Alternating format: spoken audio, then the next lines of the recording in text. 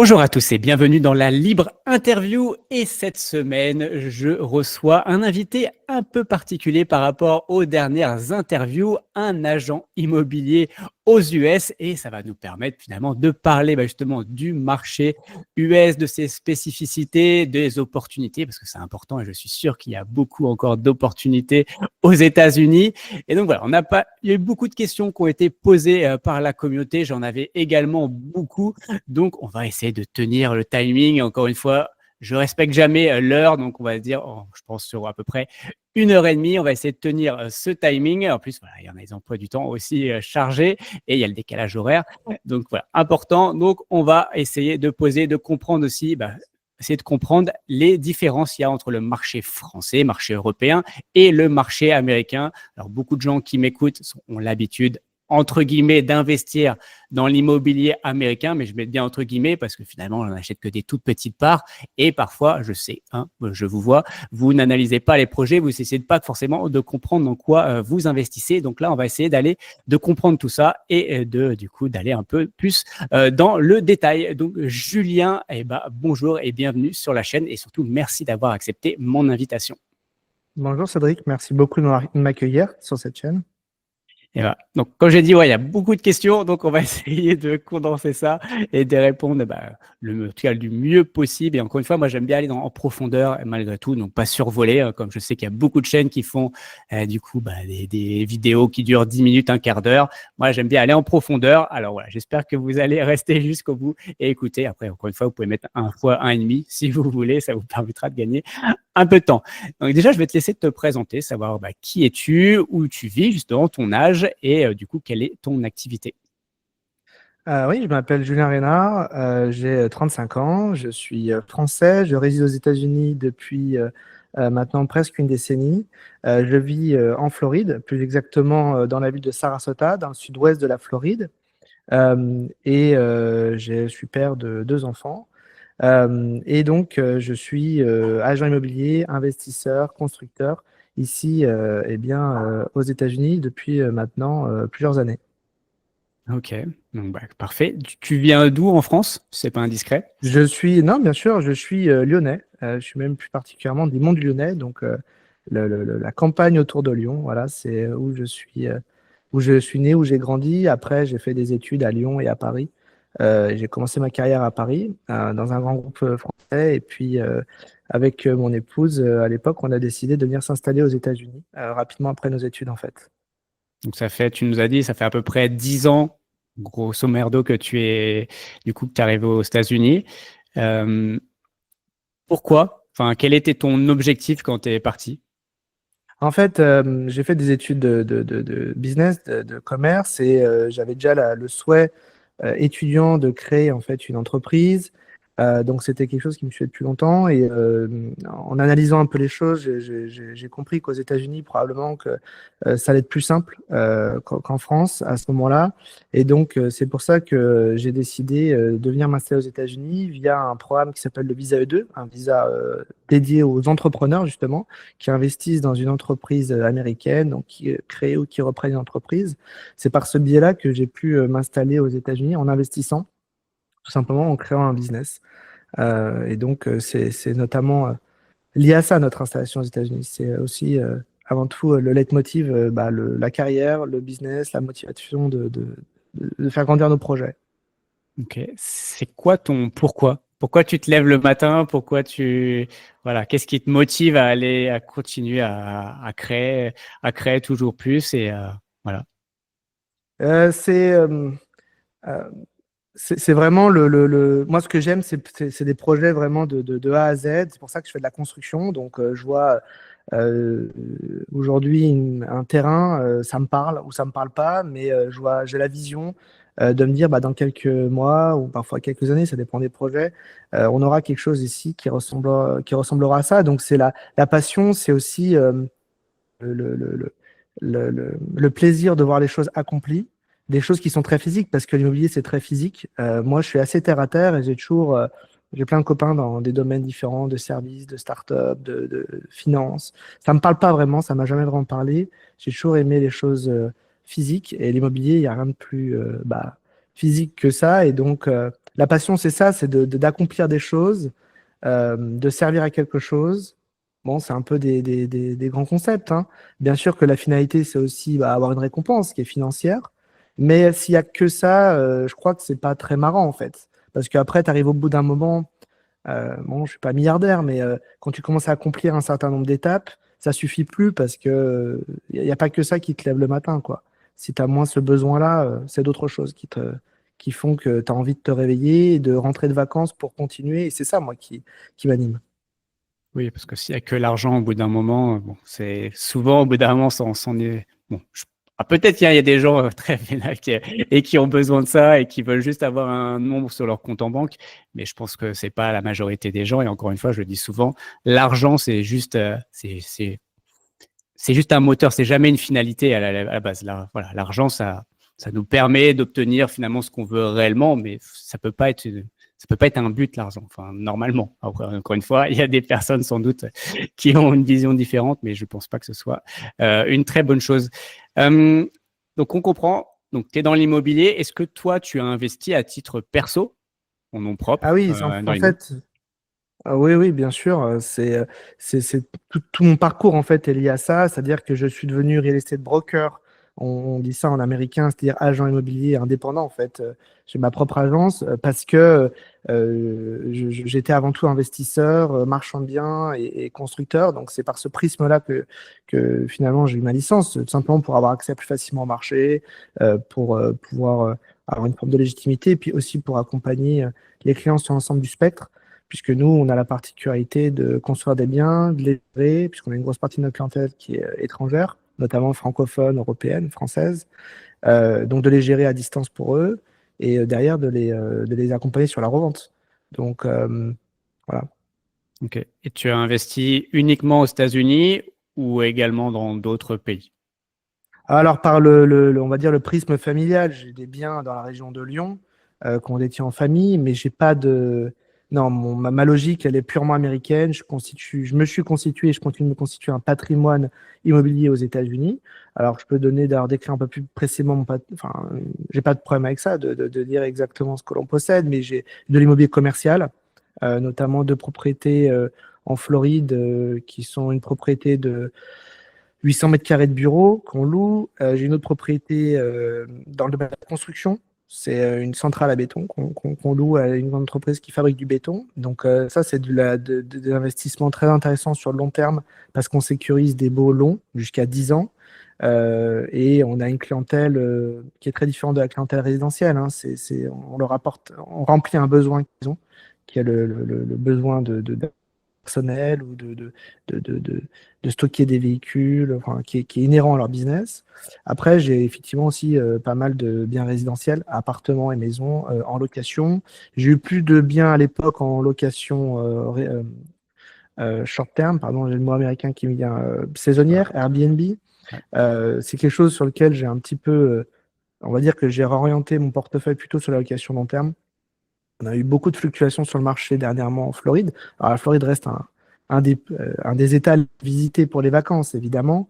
Mais c'est vrai que probablement l'âge aussi, un peu moins de spéculation, un peu moins on se calme un petit peu, on va vers des choses qui sont un petit peu plus euh, sereines sur notre manière de gérer nos affaires. Mais oui, j'ai aussi plusieurs dizaines de biens en locatif pour le résidentiel, maisons individuelles et appartements sur les deux régions où on fait investir nos clients, hein. On s'octroie le même remède que l'on donne à nos clients, évidemment. C'est un peu comme ça qu'on commence d'ailleurs. Moi je commence et ensuite je commence Teste le marché, à oui. en parler aux autres. Voilà. Mais donc le sud de la Floride, le sud-ouest de la Floride et le nord-est du Mississippi où j'ai deux bureaux où je suis actif. Ok, bon, on va parler de ces deux zones, bien entendu. Quand tu es expert, entre guillemets, de ces zones-là, en tout cas, c'est où tu proposes tes biens pour tes clients. Est-ce que si tu investis dans d'autres classes d'actifs ou pas?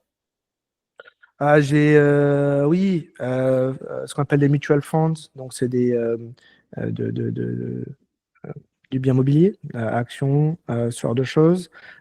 C'est principalement ce que j'ai en investissement. J'avoue que je suis très marqué immobilier encore aujourd'hui, mais quelque chose sur lequel je travaille, diversifier un peu plus. J'ai même des clients, on a tissé des liens avec certains clients qui sont devenus des amis, qui eux sont bah, très diversifié et qui m'éduque, le Bitcoin, qui m'en parle beaucoup, qui me parle de voilà, crypto, d'autres choses, de différentes choses pour diversifier. Donc, je suis en train de travailler là-dessus, mais je suis très, très marqué IMO quand même.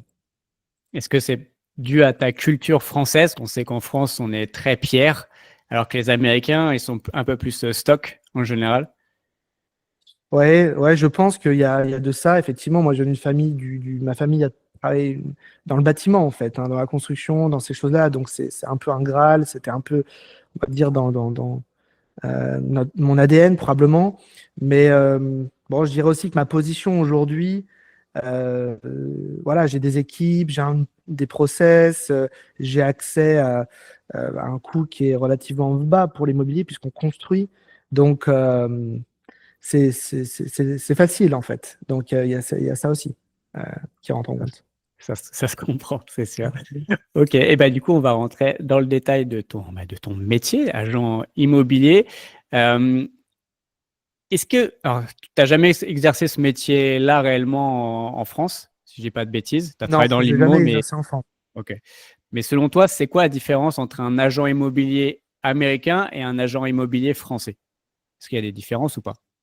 Oui, alors moi, mon expérience est liée au fait que je travaille avec des agents français. On a des mandats parfois internationaux. J'ai des agents français qui m'apportent des clients qui veulent investir aux États-Unis. Donc, effectivement, j'ai ce parallèle-là. J'ai des amis qui sont dans ce domaine-là. J'ai une partie de ma famille aussi qui est dans le domaine de l'immobilier dans la région lyonnaise, qui ont des agences.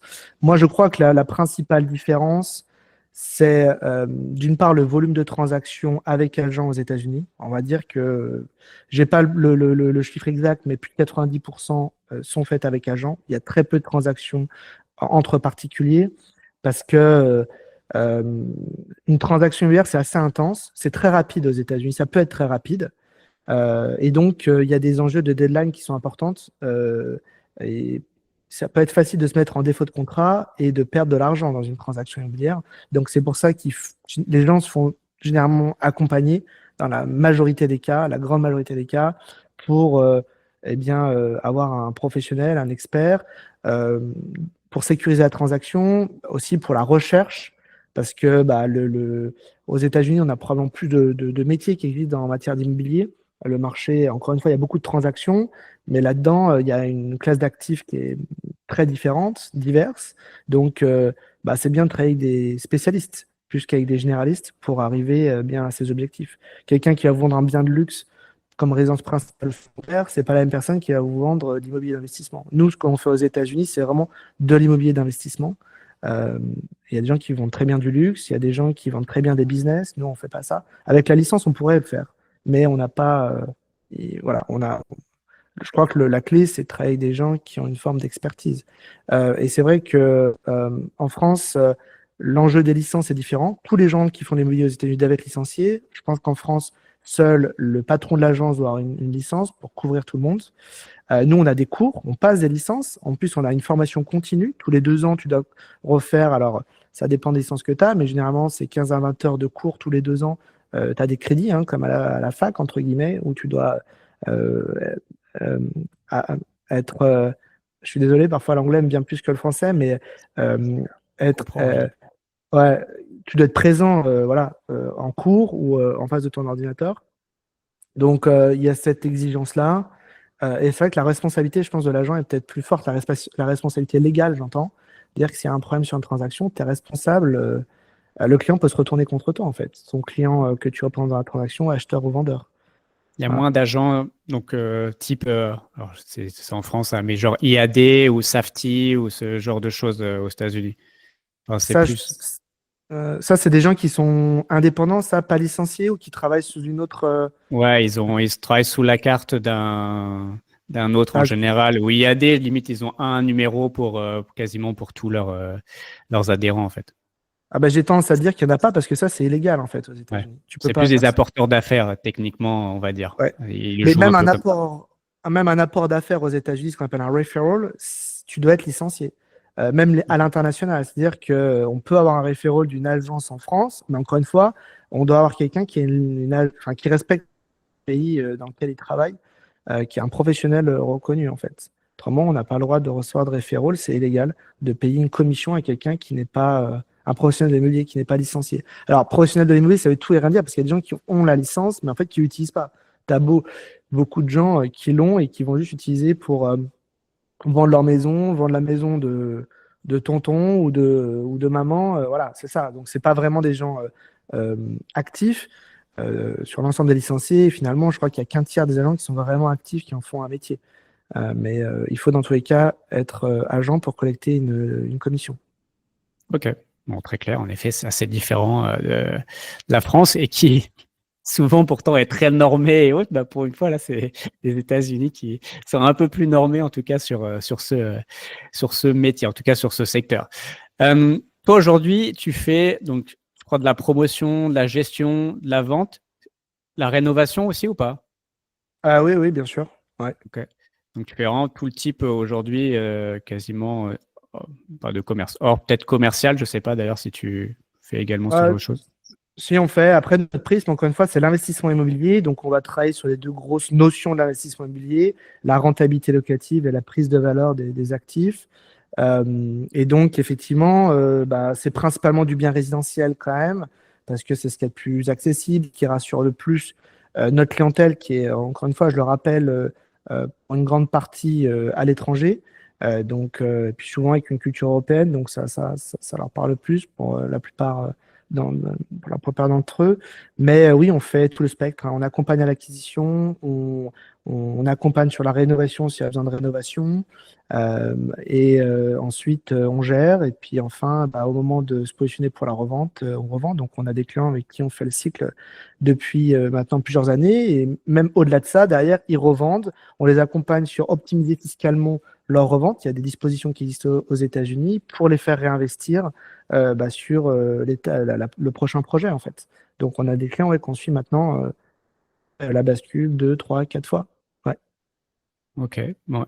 T'as vendu combien de biens là, depuis que tu t'es lancé, du coup, à peu près, Alors, je sais pas si c'est le volume de biens, parce que ça va tout et rien dire. Ça peut être des le montant? studios à Ouais. 70 000 dollars ou ça peut être des hôtels pour plusieurs millions de dollars, puisque j'ai fait les deux. Ok. J'ai vraiment vendu, je pense, un peu de tout aux États-Unis, mais je pense que ça représente environ 50 millions de dollars transactions environ, là, depuis que je suis actif. C'est ça. Ok. Et aujourd'hui, vous gérez combien, enfin, vous avez combien de biens sous gestion à peu près? On a une centaine de portes sous gestion, on appelle ça des portes. Alors Ah, ça des peut portes. être, oui, des bureaux, comme des appartements, comme des maisons. Mais c'est ça, entre les deux marchés, une centaine de portes, une centaine de locataires en fait à gérer. Ok. Et donc, tu nous as dit que tes clients, ils viennent pour la plupart soit d'Europe ou peut-être, je sais pas, Canada peut-être, ou en tout cas souvent Europe. Comment vous faites aujourd'hui pour trouver ces clients quand même de l'autre côté quand même de l'océan? Enfin, c'est quoi vos méthodes de recrutement entre guillemets?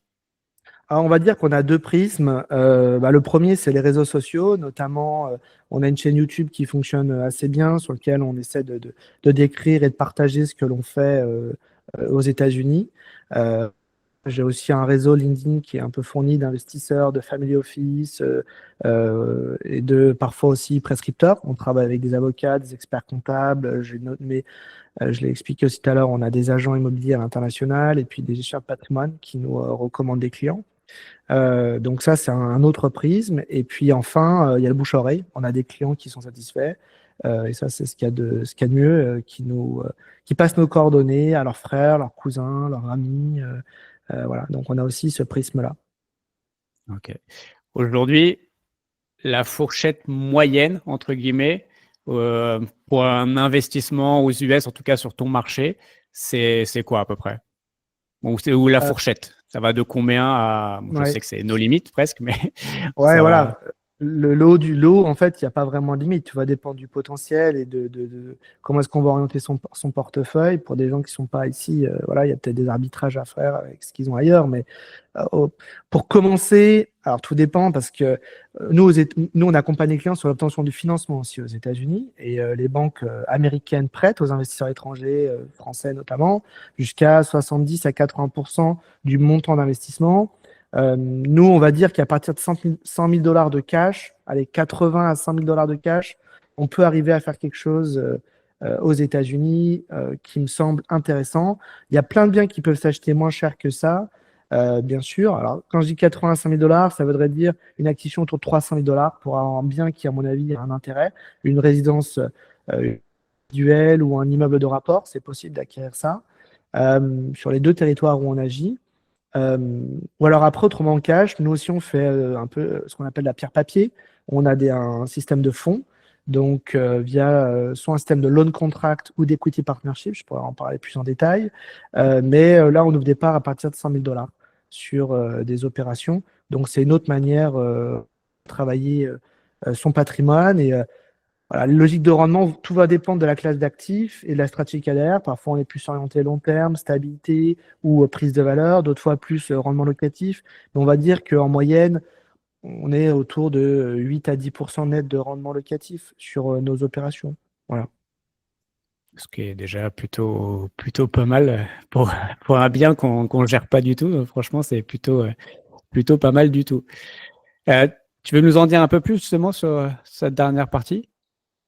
Sur la partie du coup pierre-papier, c'est ça Ouais. qui se rapproche de Ouais. l'enjeu, j'imagine, la discussion sur la tokenisation. Ouais. Alors nous, on a deux outils en fait que l'on euh, que l'on propose, deux modèles. Ça peut se passer sur le même actif, hein. Globalement, on valorise un actif et donc on décide d'ouvrir un certain nombre de parts. Parfois, on peut garder, moi je peux garder avec ma famille un certain nombre de l'equity dans le bâtiment, parfois non. Tout ça est expliqué par le memorandum, qui est un document qui explique en gros l'opération et pourquoi on arrive à avoir cette discussion. Et donc après, on va avoir deux concepts. Soit on fait un loan contract, c'est-à-dire que là, l'investisseur va avoir une reconnaissance de dette. Il joue le rôle de la banque sur une période donnée. Ça peut être 1 an, 2 ans, 3 ans, 5 ans. Nous, ça peut nous arriver de faire ça pour compléter, pour avoir du capital en complément sur un projet de construction, par exemple. Je le fais régulièrement.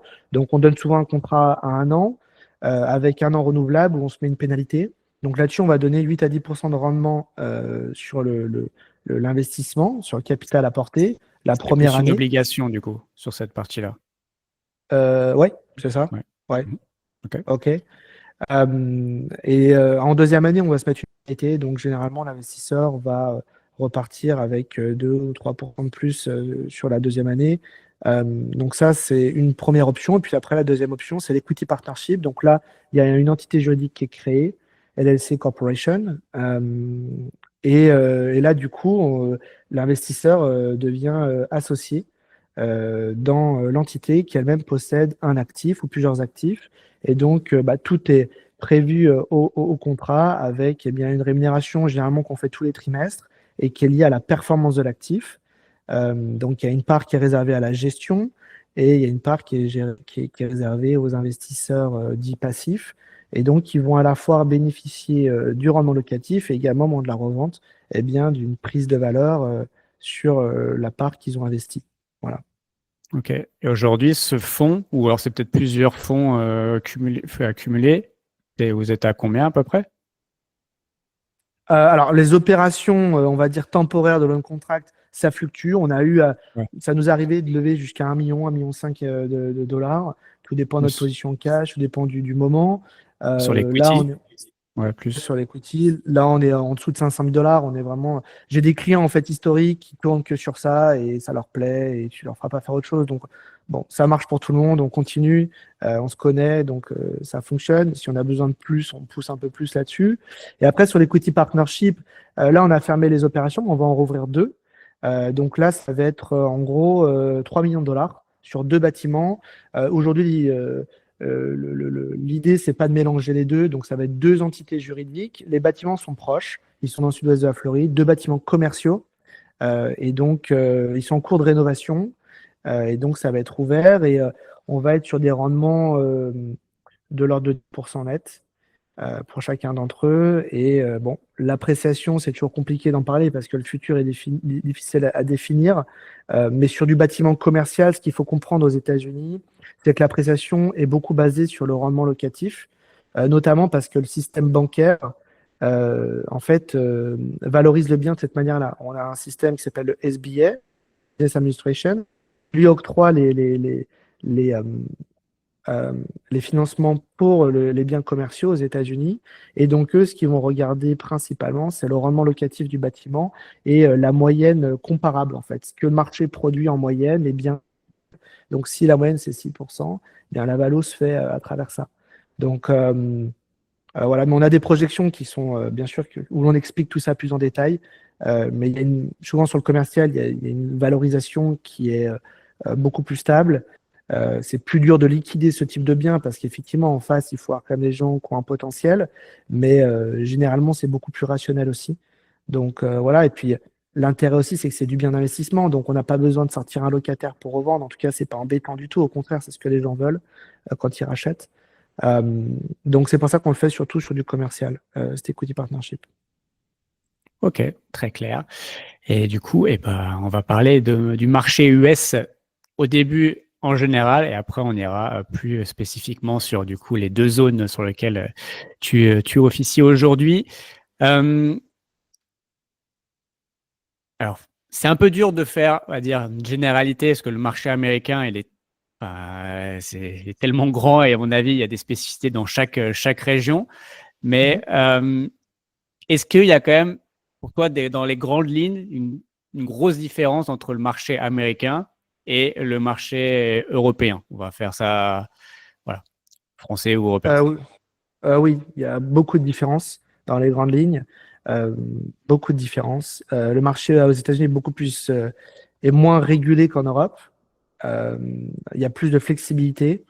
Voilà, il n'y a pas d'enjeu, par exemple, de date légale sur une vente. C'est-à-dire on peut faire un contrat oral aux États-Unis, ça existe. Bon, c'est pas du tout recommandé et il peut y avoir des questions légales qui se posent ensuite, ça peut amener des litiges. Mais je veux dire, même nos restaurants, on fait un contrat sur une app, on donne ça aux États-Unis. Généralement, c'est un avocat qui fait la transaction et il peut faire la transaction à partir de ça.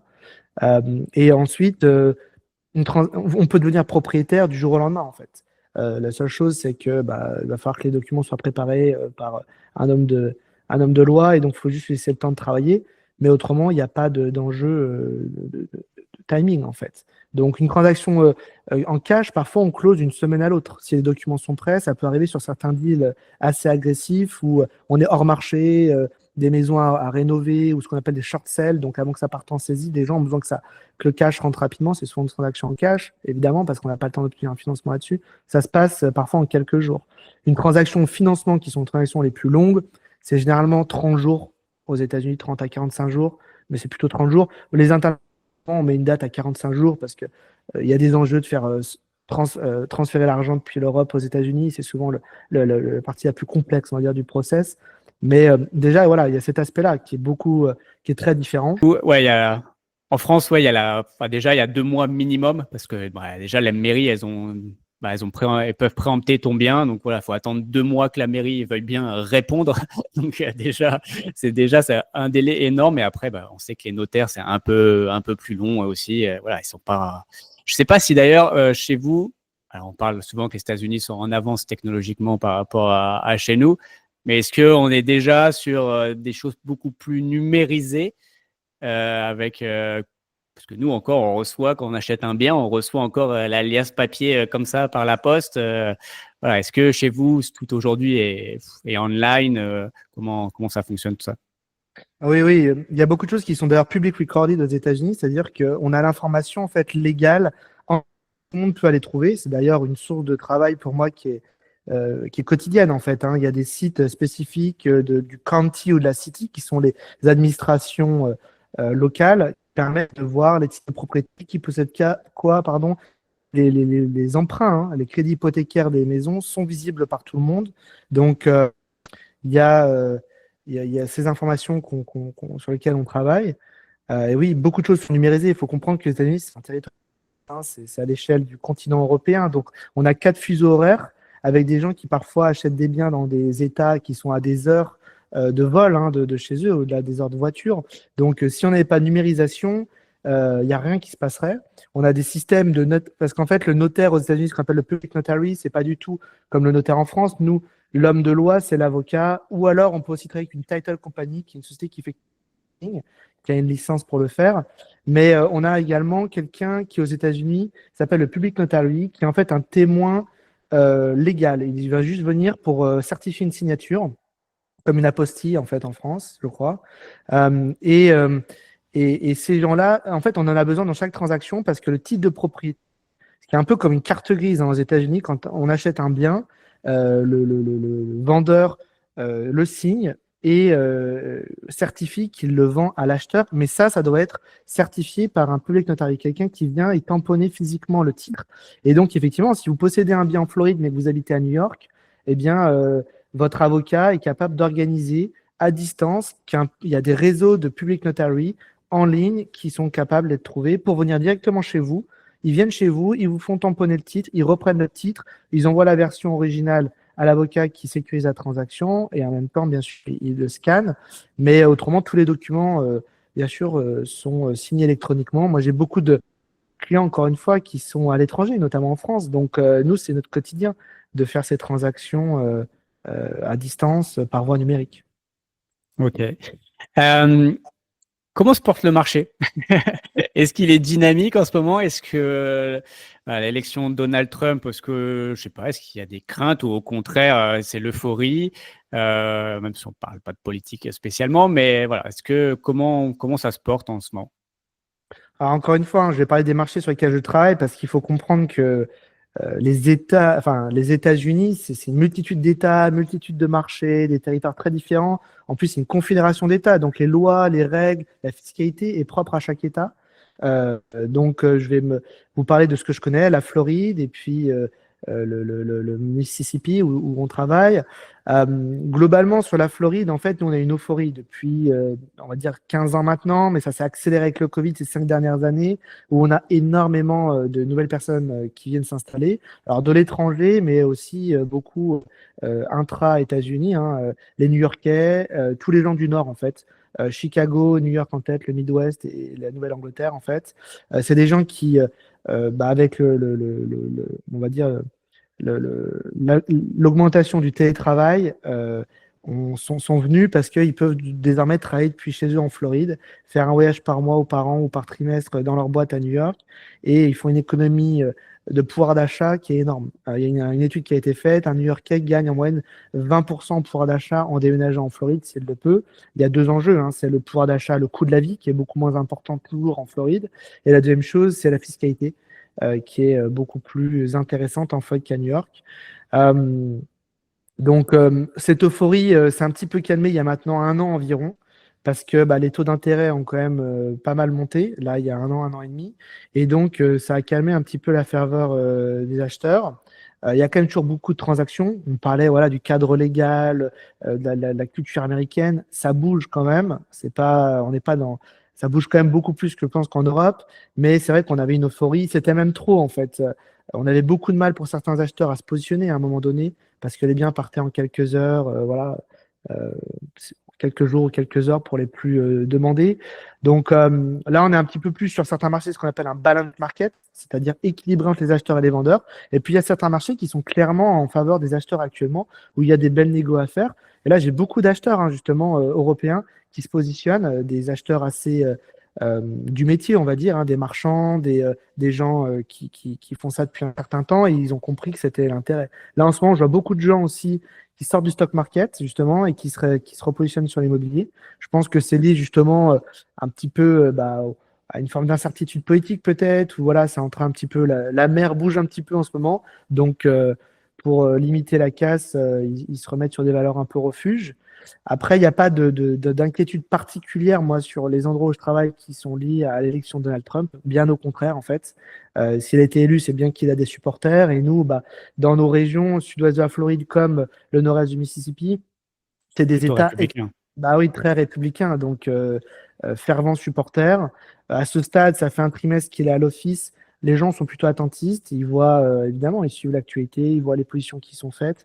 Du point de vue américain, on comprend que ils veulent défendre les intérêts des Américains globalement, c'est ça l'intérêt. Donc les gens sont plutôt des supporters du président, moi où je travaille. Pour reparler un peu plus du nord-est du Mississippi, qui est un marché probablement que les gens connaissent moins en Europe, un marché un peu plus rural, hein. On est en dehors des grandes villes. On est en fait à 1 heure et demie environ à l'est de Memphis. Ça doit parler un peu aux gens, hein, de Tennessee.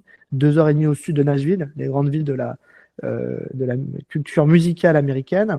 Voilà, on est un peu là-dedans. Donc, c'est vraiment le cœur de l'Amérique, hein, l'Amérique un peu country, hein, justement.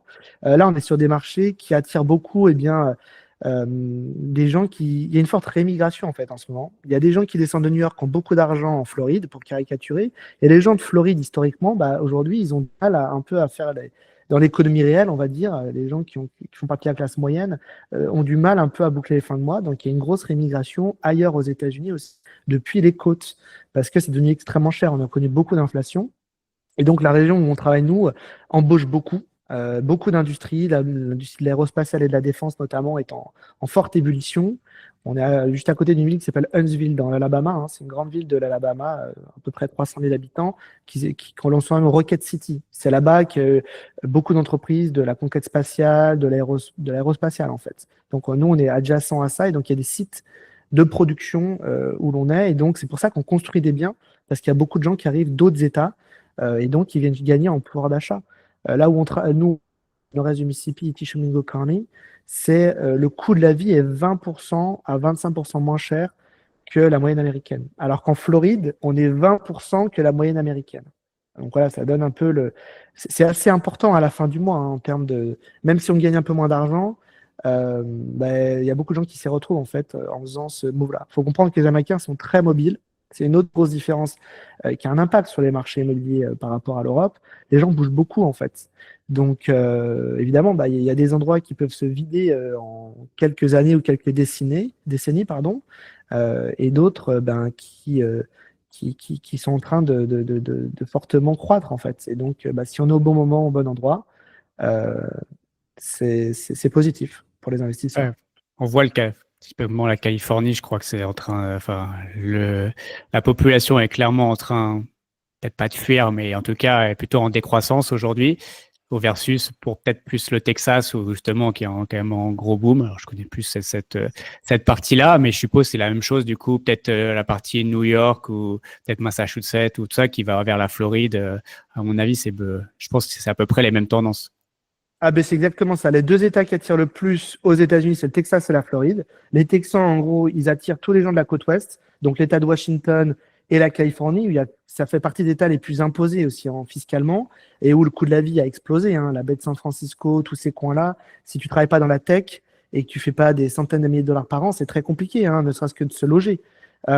Et puis nous, c'est plus l'autre côté, en fait. Oui, c'est toute la Nouvelle-Angleterre, le Massachusetts, New York, où il y a un peu les mêmes problématiques d'inflation et il y a aussi d'autres problématiques, hein, plutôt politiques, voilà, où il y a plus de wokisme, où on est sur des sociétés un petit peu plus progressistes et nous, on est plus conservatifs en Floride. Donc, il y a des gens, et moi, j'ai des amis, hein, qui voulaient pas que leurs enfants aillent à l'école, par exemple, à New York, ou qui les ont enlevés, qui ont décidé de déménager en Floride aussi pour ces questions-là. Euh, voilà, c'est exactement ça, hein. Les deux aimants actuellement, c'est ces deux États-là, c'est la Floride et le Texas, en volume. Ce sont un peu les deux moteurs. Voilà. Mais bon, ça se comprend. En même temps, hein, clairement, je préfère aller au soleil plutôt que dans la neige. Hein. Je pense que Ah, ça compte aussi, c'est sûr. je pense qu'il y a beaucoup de gens pour lesquels c'est la même chose. Est-ce que tu connais un peu, alors, bon, beaucoup de personnes qui suivent ma chaîne, voilà, par rapport à Realty, on va en parler après. Mais est-ce que du coup, tu connais un peu tout ce qui va être villes comme Détroit, Cleveland, Chicago, voilà, toutes ces grosses villes du nord-est américain? Je connais bien. J'ai fait un certain nombre d'affaires à Cleveland notamment.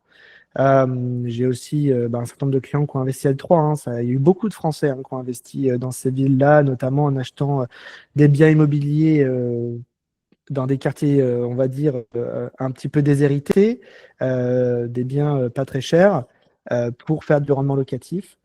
Euh, Si vous voulez avoir mon avis là-dessus, ne faites pas ça. Ça, c'est ma conclusion après un certain nombre d'expériences là-bas. C'est très compliqué de faire marcher les choses économiquement là-dessus. C'est des biens généralement très anciens qui ont des problématiques bien diverses, hein, comme des biens anciens. Ils ont manqué de maintenance parce qu'en fait, économiquement, c'est pas viable. C'est-à-dire qu'aujourd'hui, même si c'est une maison qui a 100 ans, on a besoin de refaire toute la plomberie, tu fais rentrer un plombier là-dedans, hein, que tu sois à Cleveland, en Floride ou en Californie, certes, le coût de la main-d'œuvre va être un petit peu différent. Le matériel est exactement le même coût, mais du coup, c'est pas viable économiquement dans une maison à 60 000 ou 80 000 dollars de refaire la plomberie aujourd'hui. Ça vaut pas le coup.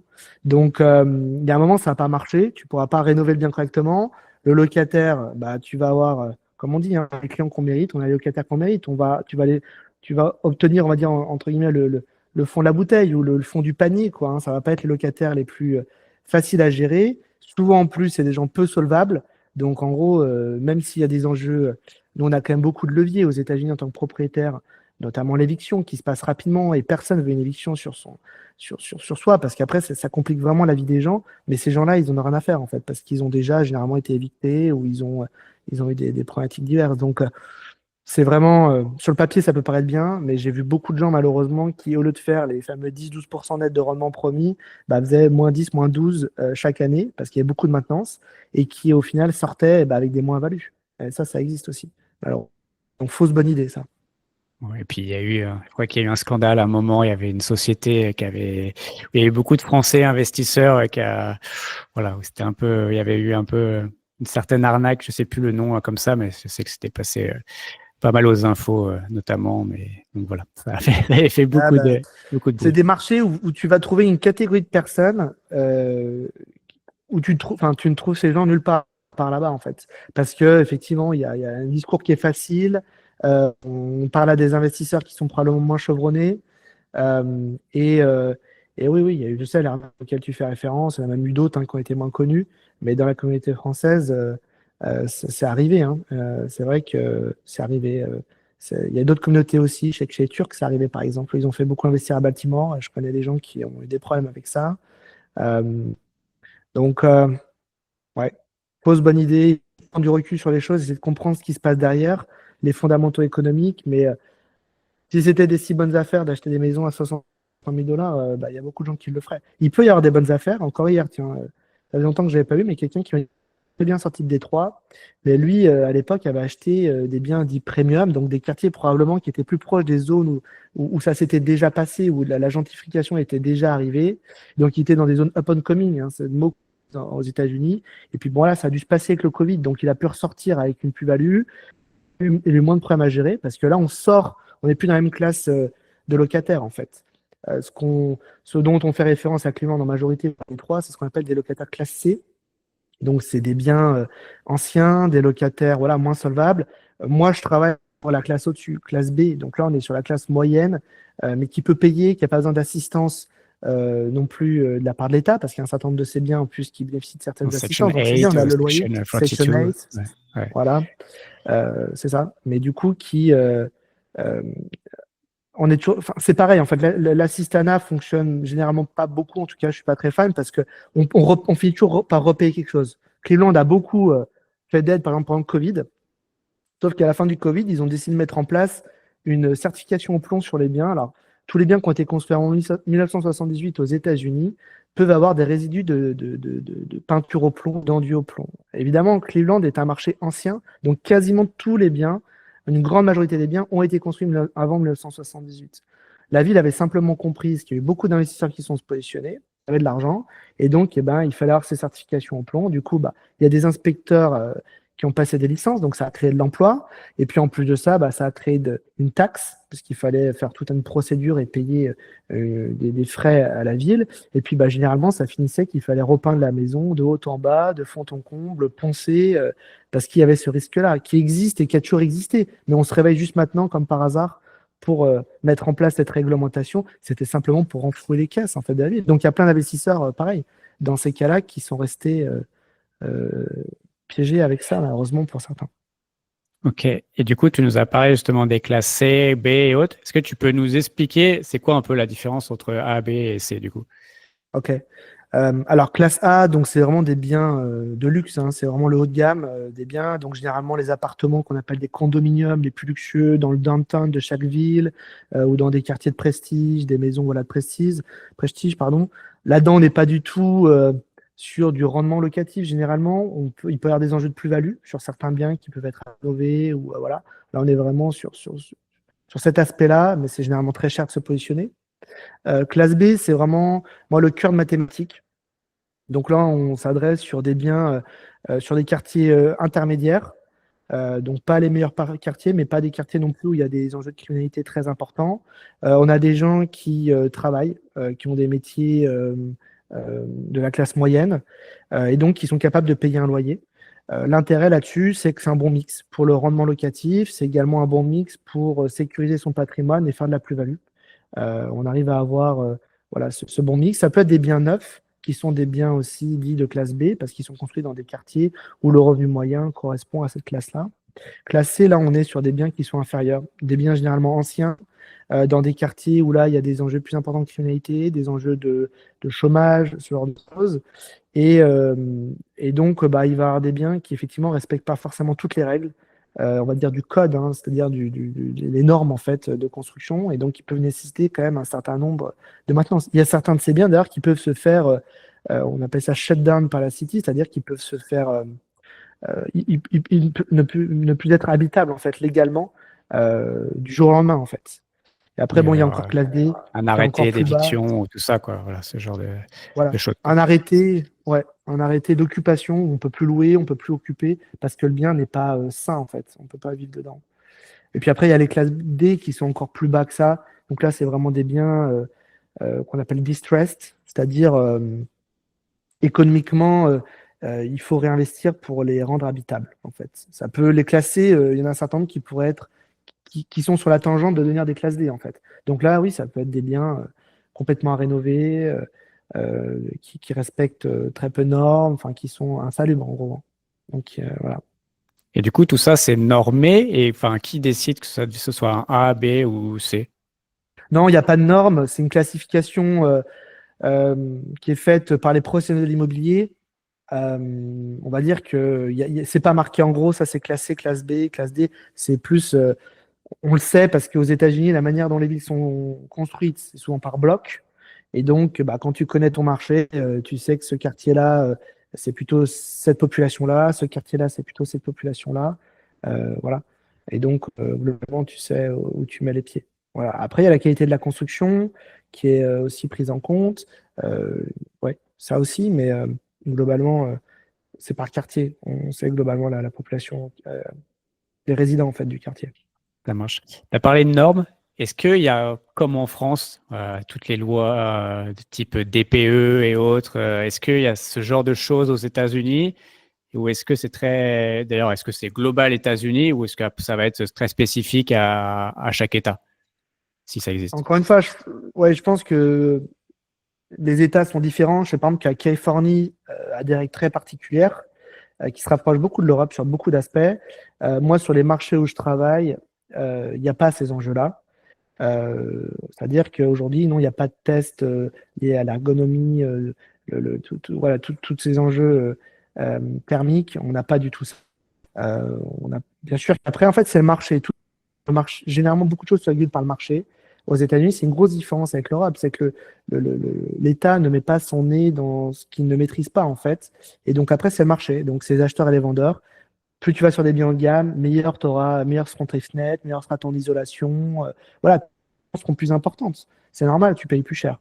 Et après, voilà, sur des biens plus anciens, encore une fois, il y a les enjeux économiques aussi. Est-ce que c'est viable économiquement de faire ce remplacement-là, cette réparation-là, cette amélioration-là ou pas? Il peut y avoir des crédits d'impôt qui existent sur certains États, par exemple, celle qui est en Floride, sur les panneaux solaires, même si c'est pas très commun, parce que nous, on a un coût de l'énergie qui est probablement beaucoup plus faible que ce qu'il y a en Europe. Je pense qu'en Floride, le coût de l'électricité, par exemple, il est 2 fois moins cher qu'en France. Et sur le Mississippi, c'est encore 2 fois moins cher que la Floride. Donc, évidemment, on a des enjeux. Je vais pas dire que l'énergie, c'est de l'argent de poche, mais c'est pas très cher. C'est à l'image de l'essence à la pompe. Nous, aujourd'hui, un gallon, c'est moins de 3 dollars. Un gallon, c'est quasiment 4 litres. Donc, ça met le litre d'essence à moins de 1 euro. Donc, il n'y a pas les mêmes enjeux. Et puis, tout dépend aussi qui paye la facture au final, hein. Quand tu fais de l'investissement immobilier, c'est pas toi qui paye généralement les charges. Électricité, gaz, eau. Donc, effectivement, tu te mets à la norme du marché. Si la norme, c'est d'avoir des fenêtres plus anciennes, tu te mettras sur cette norme-là. Tu n'as pas besoin de faire plus, en fait. Voilà. Oui, c'est le marché qui fait, encore une fois, ça s'autorégule un peu. Enfin, c'est le marché, quoi. C'est la loi du marché. quoi. Ouais. C'est aussi la beauté des États-Unis par rapport à ça. Justement, on parlait de en Floride, il y a eu quelques catastrophes naturelles récemment, si je dis pas de bêtises, mais après, il y en a quand même régulièrement. Est-ce que ça a eu un impact, par exemple, sur les assurances? Voilà, est-ce que ça a fait grimper un peu en flèche tout ça? Et voilà, est-ce que tu peux me parler un peu de ça? Alors oui, ça fait un peu écho à la question que tu m'as posée tout à l'heure sur comment se portent les marchés. C'est une des autres conséquences. Enfin, c'est quelque chose qui a eu une conséquence importante. On a eu 3 tempêtes, nous, dernièrement, sur le sud-est de la Floride, certaines majeures. Nous, sur l'ensemble des biens qu'on gère, on a été assez chanceux. On a eu des dégâts très mineurs, hein, pas rien de majeur qui a nécessité de déplacer les locataires ou ce genre de choses l'année dernière.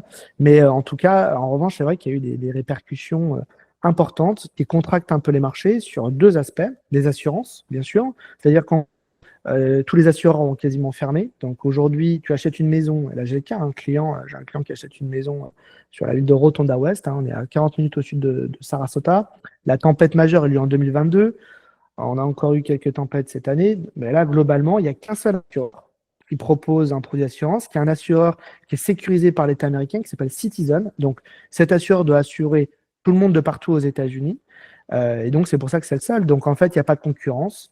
Et donc, du coup, le prix des assurances a augmenté énormément. Je pense qu'en 5 ans, sur certains biens, ça a doublé ou triplé. Donc oui, sur la rentabilité locative, eh bien, change beaucoup le revenu. Après, c'est des situations qui sont évolutives. Ça peut monter et redescendre. À partir du moment où il va y avoir de la concurrence, tout est une question de timing. Là, il y a plein de gens aussi qui sont mis à vendre des biens, certains qui n'étaient pas du tout touchés par ce qui s'est passé, mais c'est psychologique. Ils ont vu des voisins qui ont été en difficulté, et c'est toujours comme ça. Après 2, 3, 4, 5 ans, tout le monde oublie, et puis les marchés repartent. Et une deuxième quelque chose d'autre qu'il faut avoir en tête lié aux tempêtes, c'est que la taxe foncière aux États-Unis que payent tous les propriétaires sert à payer 3 administrations locales, hein. La taxe foncière elle est prélevée localement par le county et la city. Et donc, elle sert à payer ces 2 administrations et également le réseau d'écoles.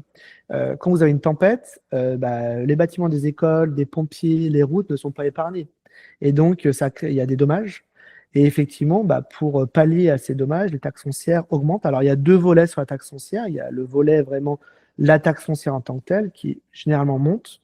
Mais surtout, après, il y a ce qu'on appelle un assessment, c'est très exceptionnel, qu'on peut avoir comme dans une copropriété, hein, qui est voté auprès de l'administration, du county ou de la city, hein, du conseil, et donc qui définit un frais exceptionnel qui va être pris sur chaque propriété. Alors c'est proportionnel évidemment à la valeur fiscale du bien, puisque c'est ça qui détermine le montant de la taxe foncière.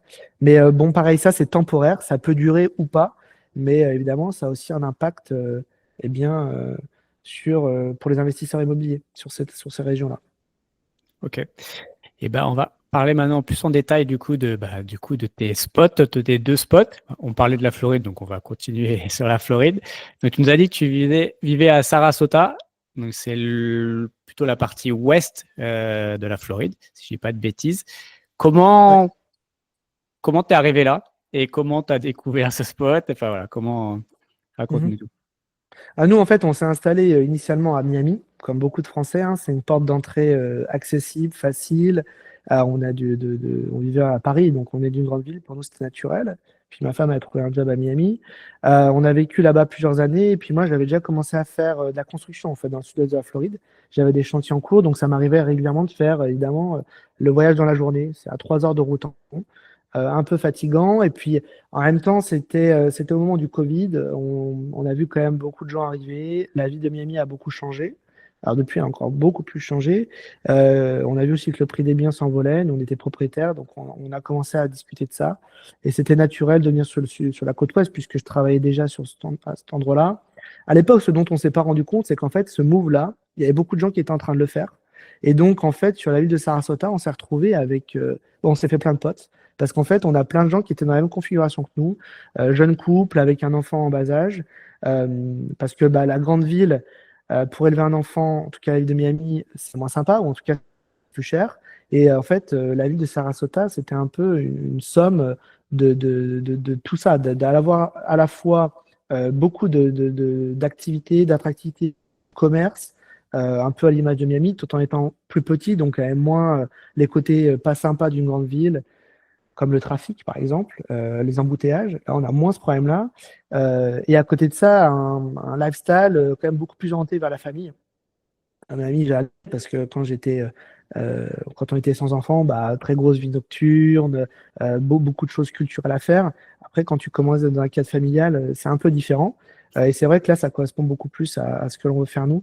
Ce qui est agréable à Sarasota, c'est que c'est une ville historique en fait de Floride. Alors, à toute échelle gardée, hein, la Floride, en gros, il y a 100 ans, il n'y avait pas grand-chose. Mais Sarasota a quand même un cœur historique euh, très agréable, très piéton, ce qui est rare aux États-Unis. Et puis, c'est une ville qui a toujours été très bien fréquentée. En fait, historiquement, ça a été la ville plutôt, on va dire, de la classe retraitée aisée. Beaucoup de gens, encore une fois, du Midwest, des New-Yorkais aussi, et des gens de Nouvelle-Angleterre. Mais en fait, cette clientèle-là, bien avec le Covid, elle a été peu un peu complétée, voire en partie remplacée par les familles, en fait. Et beaucoup de gens qui sont descendus des autres États, ce que j'expliquais plus tôt, pour venir travailler à distance, ou l'économie aussi s'est développée en parallèle. On a un boom de la construction aussi qui est important, donc ça a créé des positions. On n'est pas si loin non plus de Tampa, puisqu'on a eu juste une heure au sud, donc il y a aussi là-bas euh, plus de jobs disponibles. Euh, mais non, c'est une bonne synthèse. Tout ce qu'il nous faut, c'est 850 000 habitants en l'aire urbaine, donc ça correspond un peu à l'aire urbaine de Nice, pour faire un parallèle avec la France, sans avoir trop d'inconvénients des grandes villes américaines qui, quand même, sont très différentes de l'Europe. Alors, certes, en Europe, je pense à Paris ou aux grandes villes européennes, c'est pas toujours cool de se déplacer, mais globalement, il y a un réseau de transport qui est quand même très bien fait, transport public. Euh, et donc, il y a ça au moins. Aux États-Unis, il n'y a pas ça. Dans ces La grandes voiture. villes-là, la voiture. Et la voiture, le problème, c'est que bah, là, avec Miami, ça a radicalement changé. Hein. En 7-8 ans, c'est plus du tout pareil. Et donc, ça, c'est vrai quand même que ça pèse dans ta vie quotidienne. Et j'ai regardé là un peu, j'avais fait mes recherches sur Sarasota. Et en fait, comme tu le dis, là, c'est un très bon parallèle avec Nice. C'est qu'à la base, c'est quand même très. Enfin, je crois elle est dans le top alors, US News et autres, des meilleurs endroits pour les retraités. Mais Mhm. paradoxalement, elle est aussi dans le top des meilleures villes pour les jeunes actifs. Donc, Ouais. c'est assez intéressant, en fait, parce que du coup, on a ces deux facettes-là. Et du coup, c'est souvent rare, quoi. C'est souvent, en général, soit pour plus retraité, soit plus jeune. Mais là, c'est un bon mariage, quoi. Je pense que c'est plutôt bien. Enfin, ça a l'air, t'as un Ben, bon spot sur le papier, en tout cas. ouais, c'est ça. Ben, où on vit dans une résidence privée, hein, je dirais que la moitié de nos voisins sont des retraités ou des gens qui vont au golf tous les jours parce que c'est leur passe-temps favori maintenant. Et puis l'autre moitié, c'est des gens comme nous qui travaillons, des familles. Donc on a pas mal de copains. Les enfants jouent ensemble le soir, enfin après l'école. Donc voilà, c'est vraiment ces deux choses-là. Il y a des choses aussi pour les plus jeunes, mais c'est quand même moins commun que dans les grandes villes comme Tampa ou Miami où là, il y a plus ça. Après, c'est agréable de travailler ici.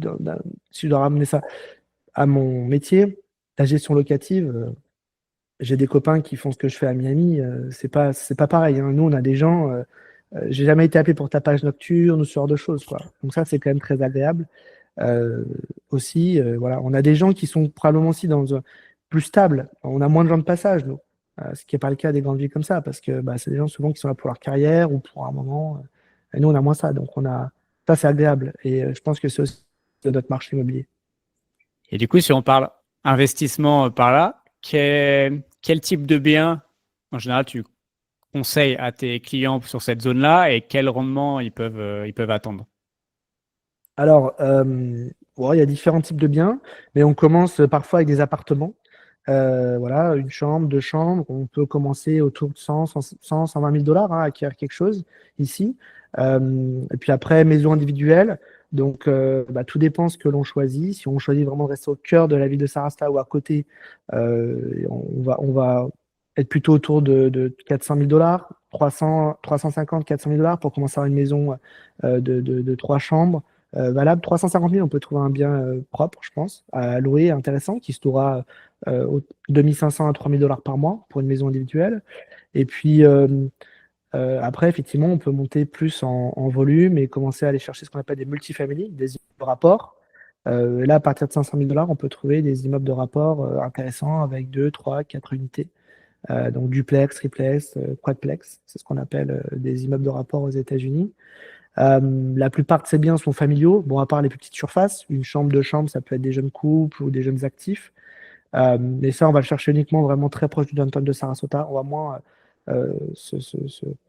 s'élargir sur la zone de recherche. Moi, je vais aussi pas mal au sud de Sarasota, sur le Charlotte County, 30-40 minutes au sud, parce que là, on a des biens qui sont moins chers, des rendements parfois qui sont un peu plus élevés, meilleurs, une bonne demande locative quand même. Donc, pour aller chercher un peu plus de rendement, c'est intéressant. Après, Sarasota, c'est quand même c'est une adresse, quoi, hein. Donc, il y a un aspect patrimonial qui est très important, qui est très intéressant aussi quand on achète dans un bon quartier à Sarasota.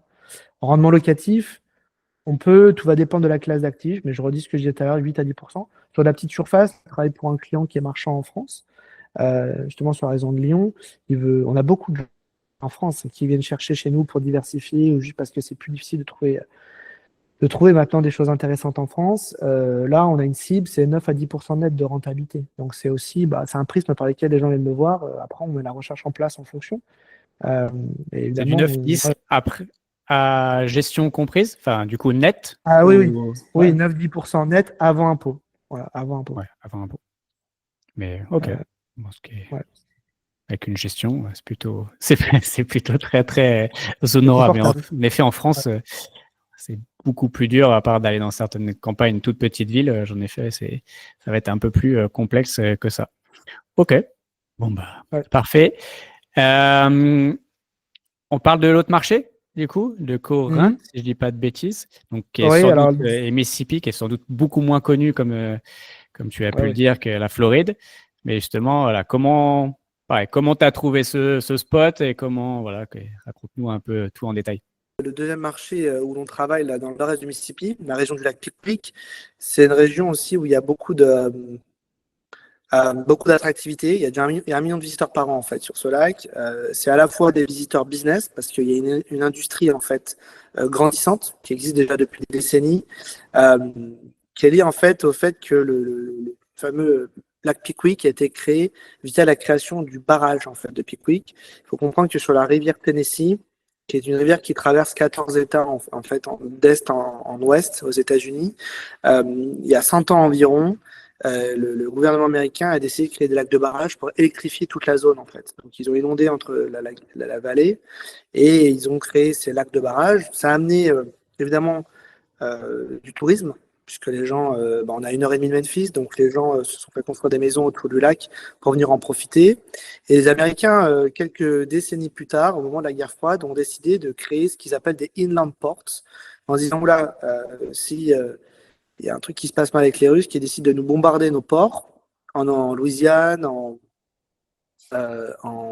Texas ou en Floride. Il nous faut des ports à l'intérieur des États-Unis. Donc, ils ont créé des infrastructures qui permettent d'être utilisées aussi pour le militaire et des infrastructures industrielles. Et donc, ils ont relié en fait la Tennessee River jusqu'au golfe du Mexique. Donc, ils ont créé un canal. Et du coup, ça a Golfe créé. d'Amérique maintenant. Comment? Le Le Golfe golfe d'Amérique. d'Amérique maintenant. Voilà, je ne sais pas ce qu'il faut dire, mais je l'appelle encore du golfe du Mexique. Euh, et donc, ça a créé en fait et développé l'industrie depuis ce moment-là. Et donc, en fait, il y a un gros trafic via barge industrielle. Et depuis, en fait, le centre des États-Unis, Pickwick Lake, on peut envoyer de la matière en Chine, en Europe. Ils ont même été plus loin parce qu'ils ont construit un canal qui remonte jusqu'au Grand Lac, donc qui remonte jusqu'à Chicago, Détroit notamment pour la voiture. Et donc, sur ce bassin-là, en fait, il y a beaucoup d'industries traditionnelles autour du métal, du bois. Il y a des usines Kimberly-Clark, donc Kleenex, parce il y a beaucoup de bois aussi, mais aussi beaucoup d'industries autour de l'acier, du métal. euh, avec des entreprises qui sont implantées là-bas depuis des décennies. Et puis maintenant, depuis aussi quelques années, je dirais 15 ans environ, en fait, il y a un très très gros développement autour de l'industrie aérospatiale et de la défense. On est juste à côté d'Huntsville, 1 heure et demie à, à l'est. Vous avez donc la ville d'Huntsville, une grande ville de l'aérospatiale, et donc on a beaucoup de sites de production, nous sur Pickwick Lake, notamment Northrop Grumman, qui est un des 3 plus gros armateurs américains, qui a implanté eh bien là-bas depuis un certain temps. C'est 50 000 employés à travers le monde d'Northrop Grumman. Là, ils ont depuis 10 ans, ils ont dû faire 10 fois 10 en termes de capacité de production là-bas. Ils ont embauché plein de gens et puis il y a plein de sous-traitants en fait, à temps complet sur le site, qui sont là-bas. Et nous, ça, c'est des gens qu'on a comme locataires et ils continuent d'embaucher. Ils embauchent tout ce qu'ils peuvent en fait, mais vu que la zone est quand même un peu en dehors des grandes villes, et sur le site, ils sont capables de faire entrer 200 à 500 personnes par an en moyenne. Mais au-delà de Northrop Grumman, il y a General Atomic aussi, un grand fabricant d'aérospatial et d'aéronautique, et de missiles, ce genre de choses. Et puis on a aussi Dynectic là, qui faisait des tests là-bas sur certains missiles parce qu'ils ont des infrastructures très spécifiques et maintenant qui construit un site. Il faut comprendre que toutes ces entreprises ont des contrats sur des décennies, notamment avec le gouvernement américain ou avec des gouvernements des pays alliés. Et donc, c'est de l'emploi long terme. Et nous, c'est des locataires. Et donc, on continue à fournir de logements neufs pour ces gens-là. Et pour là aussi la classe locale existante qui est née là-bas, mais aussi pour tous ces gens qui arrivent d'ailleurs, parce qu'ils font à la fois de la mutation en interne, mais également beaucoup d'embauches avec des gens qui arrivent de partout aux États-Unis. Là, dernièrement, on a des gens qu'on a fait rentrer qui venaient de l'Ohio. Là, j'ai des gens, justement, aujourd'hui, on devrait signer un bail pour une maison qu'on a construite pour une cliente qui vient de Chambéry, en France, qui a investi avec nous. C'est des gens qui viennent de Washington, État de Washington, Seattle, pardon. Donc voilà, ça arrive un peu de partout. On a des gens de Floride aussi qui arrivent, on a eu. Et donc, pour ça, c'est très positif. Nous, on est là-bas aussi parce que on arrive avec la même classe d'actifs à créer 2 à 4% de plus de rentabilité nette là-bas. Donc, un actif qui ici donnerait 8%, là-bas donnera 10%. Donc, il y a une qualité de locataire qui est assez similaire, voire supérieure. Il y a beaucoup de gens qui sont étonnés quand je leur explique ça, quand ils ne connaissent pas bien les États-Unis ou pas bien ce marché. Mais je crois que notre structure, notre base de locataires, elle est plus solide financièrement là-bas qu'en Floride. Ça peut paraître incroyable, mais le revenu moyen d'un foyer sur Pickwick Lake qui travaille dans l'industrie, c'est 68 000 $ par an. C'est plus que la moyenne américaine. Donc, après, nous. On était dans la moyenne américaine, je crois que c'est le revenu médian, c'est dans les 70 000 $, enfin, dans à peu près. Mais j'ai vu, c'était à peu près ça, 70 000 $ aussi. Ça restait très, très bien quand même, malgré tout, en moyenne pour les Américains. Alors, c'est plutôt pas mal. Ah, mais ouais. Aux États-Unis, honnêtement, les gens gagnent bien leur vie. Globalement, il n'y a pas ces enjeux-là. Il n'y a pas d'excuse aux États-Unis. Si tu as envie, tu peux vraiment gagner de l'argent. Et même en étant salarié, il y a des gens qui gagnent vraiment très, très bien leur vie. Mais du coup, voilà, nous, on va proposer une chambre, une salle de bain à 900 $, 2 chambres de salle de bain, 1200 $ de loyer, 3 chambres de salle de bain en ce qu'on appelle en townhouse, donc en fait des demi-duplex, une unité d'un duplex, ça devient une townhouse, une villa. Il y a deux mots pour le définir, c'est 1500 $ par mois de loyer. Et après les maisons, 2000 $ en moyenne. Et donc, très vite, voilà, on a des rentabilités locatives qui sont plus importantes, un potentiel de prise de valeur aussi qui est là, parce que malgré tout, ça ne s'est pas encore passé. Donc nous, aujourd'hui, on arrive à livrer des biens où il n'y a pas vraiment de premium, entre guillemets, c'est-à-dire que le coût du terrain est très faible. On vend vraiment, pour faire une marge, ce que ça nous coûte à construire. Tu viens en Floride, aujourd'hui, tu as des biens, il y a un premium qui est énorme, parce qu'en fait, c'est l'emplacement, la rareté, voilà, c'est ça la réalité. Donc la même maison va coûter beaucoup plus cher. Évidemment, il n'y a pas tous les mêmes enjeux non plus climatiques. Et ça, j'aurais été ravi de pouvoir d'avoir diversifié avant que certaines tempêtes se passent, parce que si ton business va pas bien d'un côté, de l'autre côté, ça continue de fonctionner. Et ça, c'est très important, évidemment. On ne dit jamais assez, diversifier votre patrimoine, mais là, c'est très important. Donc forcément, les coûts d'assurance sont beaucoup moins chers. Et puis fiscalement, c'est très intéressant. Parce que j'ai vu les prix. Ouais, vas-y, pardon, je t'ai coupé, mais j'ai vu les prix des terrains, parce que je suis en train je regardais en même temps. Et en effet, alors je me rends pas compte de la surface, mais ouais, j'avoue, c'est pas. Il y en a quelques-uns, c'est vraiment pas très cher. Donc après, avec la division et tout, je me dis que ça peut en effet être plutôt pas mal. Ah oui. Alors après, il y a terrain et terrain, mais aujourd'hui, un acre de terrain, ce qui correspond à peu près à 4000 m², c'est un acre basique, c'est entre 5 à 10 000 $. C'est vraiment très accessible. Après, évidemment, plus on a un accès à une route, à un emplacement ou des infrastructures, Bon, ça va monter. Mais moi, j'ai eu l'opportunité sur une des subdivisions d'acheter un terrain qui était complètement viabilisé. Et les routes, il y avait tout. Et on a toutes les infrastructures. Il n'y a plus qu'à construire les maisons. C'est un constructeur qui n'a pas été au bout. C'est leurs héritiers, en fait, qui me l'ont vendu. C'est très rare, mais c'est un régal pour un constructeur. Pour nous, c'est la partie facile maintenant qu'il y a à faire. L'autre subdivision, là, on est en train de faire les infrastructures, enfin, peu à peu. On est en train d'avancer. Mais bien sûr, là, il y a un territoire à bâtir, clairement. Il y a un territoire à bâtir. Faut faire attention parce qu'aux États-Unis, il y a beaucoup de territoires encore disponibles. Tout n'est pas bon. Il y a des endroits, c'est beaucoup trop en amont. En fait, il n'y a pas assez de jobs. Il faut toujours regarder les comparables pour quelle est la valeur de l'immobilier autour pour que ça fonctionne. Parce qu'encore une fois, il y a cet enjeu-là. Quand on revend un bien, il faut penser que l'acheteur va venir avec un financement. Et la manière dont travaillent les banques aux États-Unis, c'est qu'elles font faire une estimation de valeur à quelqu'un qui a une licence, qu'on appelle un appraiser. Cette estimation de valeur se base sur les ventes comparables, généralement sous 3 à 6 mois avant en fait l'étude. Donc il faut que ça fonctionne de ce point de vue-là, pour être capable de créer de la valeur. Ok, très clair. J'ai vu, pour avoir regardé du coup sur ta chaîne, là, en tout cas dans les dernières vidéos, tu nous présentais du coup finition, les maisons et tout. Enfin, je vois, enfin, clairement, vous apportez une qualité. Enfin, vous êtes vraiment dans le détail et vraiment des très belles finitions. Donc pour Merci. le coup, non, franchement, enfin, moi j'ai trouvé que ça très très très beau travail. Et honnêtement, pour faire un tout petit peu à mon échelle à côté, voilà, j'ai vu que enfin, franchement, ça avait l'air plutôt très bien fait et ça avait l'air, en tout cas, l'environnement avait l'air très très agréable. En tout cas, où tu as tourné et tout, ça avait l'air vraiment très très sympa. Il y a enfin, il y avait de la verdure, il y avait la nature et tout, donc ça avait l'air en tout cas d'être un territoire hyper sympa pour vivre. Donc je comprends clairement que des familles, enfin, parce que je pense que c'est clairement la cible de ça, c'est s'il y a du travail et des maisons comme ça, enfin, clairement, je pense qu'il y a tout il y a tout pour attirer des gens et clairement, les maisons, elles sont top, quoi. Enfin, donc, Ah, on a très- beaucoup de compliments parce qu'il faut comprendre que les gens, nous, on récupère des gens parfois en location qui sont des gens qui sont nés et qui ont grandi dans la région, mais qui ont toujours vécu dans des maisons qui ont été construites il y a 70 ou 80 ans, donc avec des pièces beaucoup plus petites, des hauteurs sous plafond moins hautes. Et puis évidemment, les propriétaires, la maintenance parfois est aléatoire, donc on se retrouve avec des choses et certains locataires sont mal logés, honnêtement.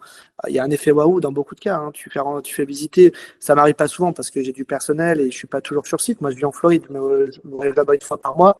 Mais ça m'arrive de faire des visites de locataires potentiels. À chaque fois, tu as un effet où tu ouvres la porte, les gens, ils sont ah ouais, euh, c'est bien. Voilà. Donc, on n'a pas de problème non plus pour louer parce que on n'a pas vraiment on est difficile à être comparé localement pour beaucoup de gens. Et du coup, vous vendez sur plan. Enfin, en fait, on va dire que les projets, ils sont déjà financés avant le début de la construction. Ou vous Ah oui. construisez des masses et après vous les vendez au fur et à mesure. Alors, on travaille à notre échelle, c'est-à-dire qu'on est une entreprise familiale. On arrive à sortir 30 lots environ par an. Là-bas. Et donc, la plupart des lots sont préacquis, oui, parce qu'on a une base de clients, parce que c'est la manière dont on travaille. Et là, on est en flux tout le temps. Là, j'ai un droit rouvrir 3 permis pour cette subdivision-là, 3 autres qui sont en attente pour une autre. Donc, on est tout le temps en flux continu. Il y a des projets qu'on va commencer en ce qu'on appelle en spec, c'est-à-dire en blanc, et d'autres où le client va venir et puis on va lui proposer une parcelle, voilà, tout en essayant d'avoir un volume de travail qui soit acceptable pour les équipes. La plupart des clients quand même achètent avant. Il y a certains clients qui ont l'opportunité. Là, par exemple, j'ai un duplex qui est pas encore vendu. J'en ai fait 4. Donc les duplex, c'est deux unités sous le même toit. Chaque unité a 3 chambres de salle de bain. Un bon produit d'investissement. Euh, sur les 4, il y en a 3 de vendus. Un qui est encore dispo, il est à la moitié du chantier, il nous reste 3-4 mois de chantier encore, donc disponible, si jamais il y a quelqu'un qui est intéressé, contactez-moi. Mais voilà, c'est plutôt des cas rares la plupart du temps. C'est vrai que nos clients se positionnent plutôt en amont euh, sur les projets. Ouais. Et la durée de construction, c'est à peu près combien de temps pour une maison individuelle? Oui, alors maison individuelle, 6 à 8 mois en général. Multifamily, en 9 mois, en moyenne 8 à 10 mois, on va dire. Euh, une autre chose qui est importante, c'est que nous, on finance les constructions. Le client, effectivement, peut se mettre sous contrat, faire l'acquisition du bien, se porter acquéreur avant qu'on commence. mais il n'a pas à financer la construction. S'il a besoin d'un financement, en fait, la banque viendra financer le bien terminé. Comme si c'était un bien qui était existant, c'est nous qui nous chargeons du financement de la construction. Il n'a pas ce risque-là. Alors évidemment, après, tout dépend de la structure du contrat.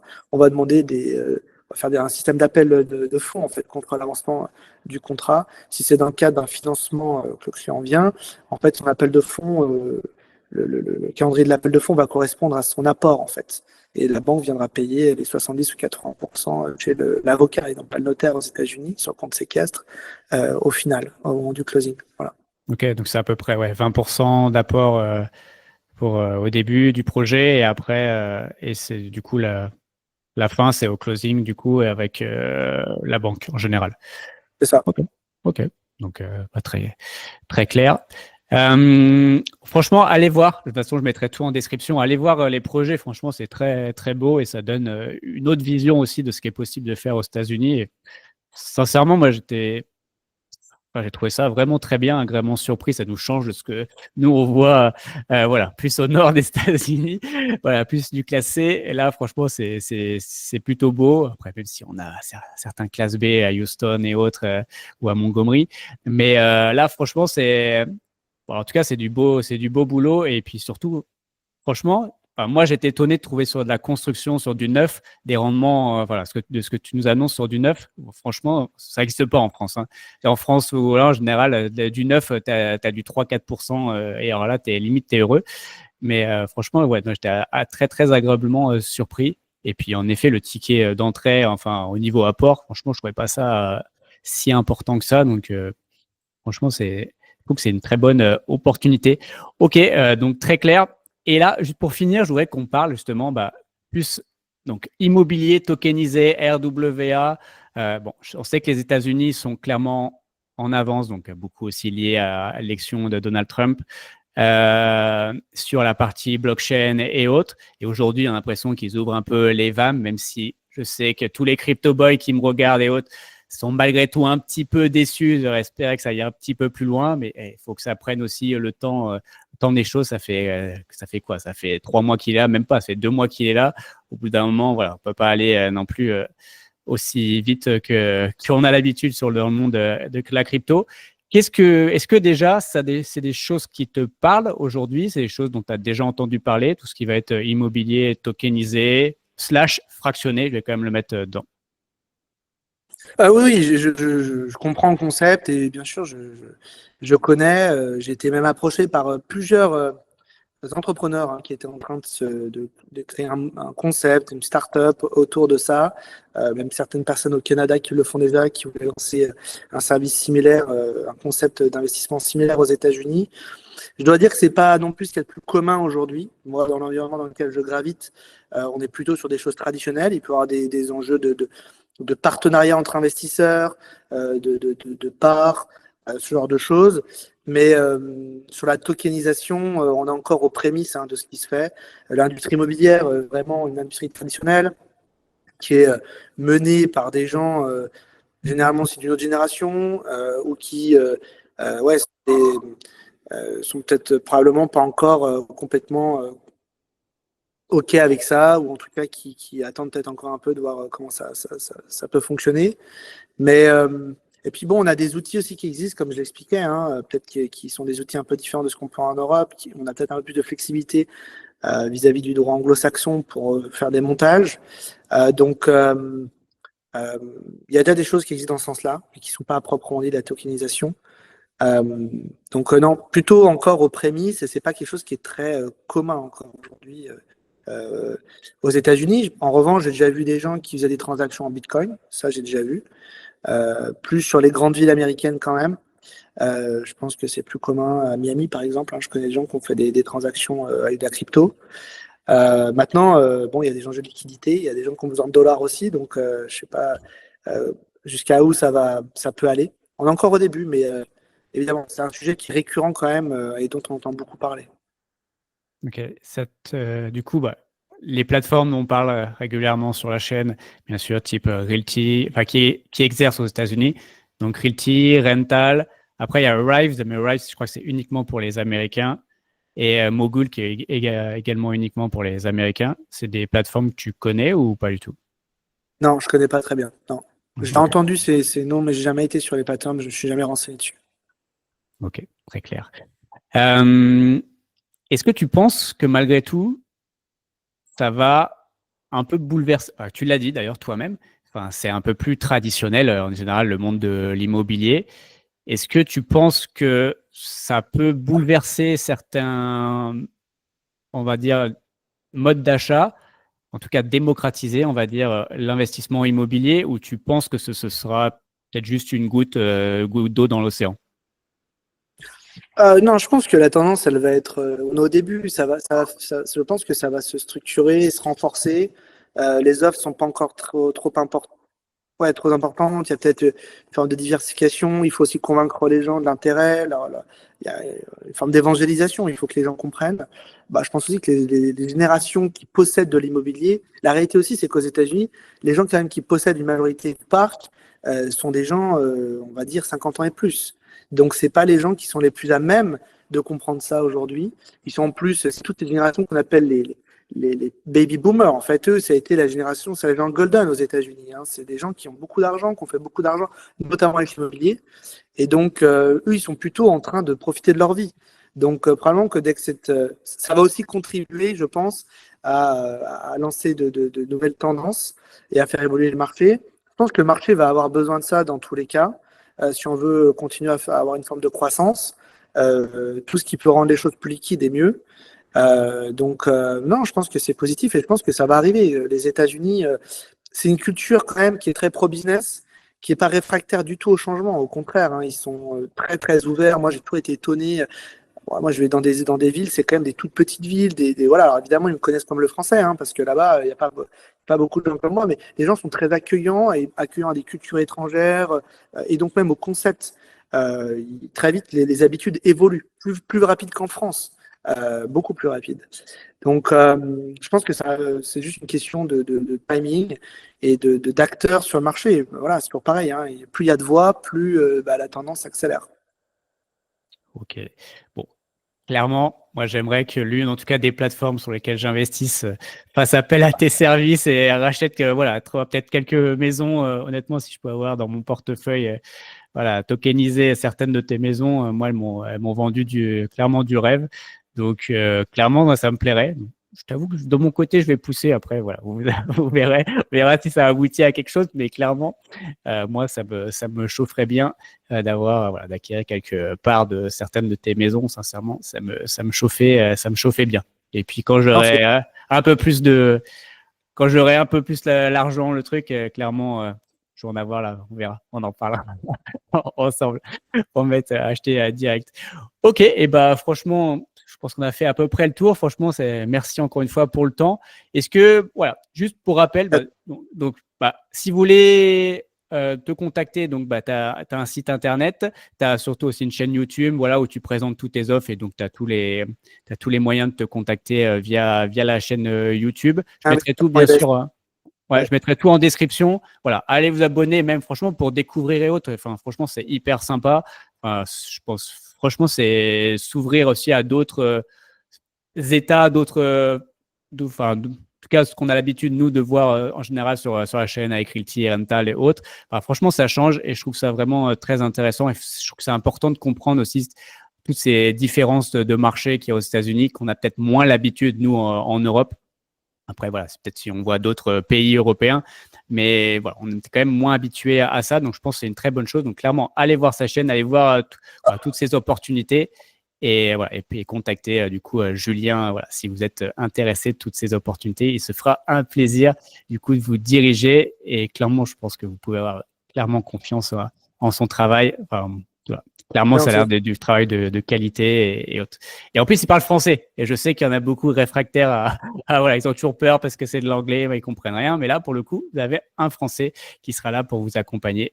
Et voilà, donc une très bonne chose. Est-ce que tu as un mot de la fin? non, merci beaucoup pour m'avoir accueilli, avoir organisé cette interview. Non, vraiment, Je pense qu'aujourd'hui, tout le monde devrait diversifier son patrimoine, au moins en dollars, parce que c'est quand même la première monnaie de réserve à travers le monde, encore et toujours. Le marché immobilier américain a toujours rendu des performances supérieures quand même à ce qu'on a en Europe, et ça va continuer. Euh, il faut comprendre que les choses ne sont pas macro sur l'immobilier, mais bien micro, c'est du local. Donc, d'un endroit à un autre, ça n'a rien à voir. Faites votre due diligence, comme on dit, votre analyse. Et puis après, si vous le sentez, allez-y.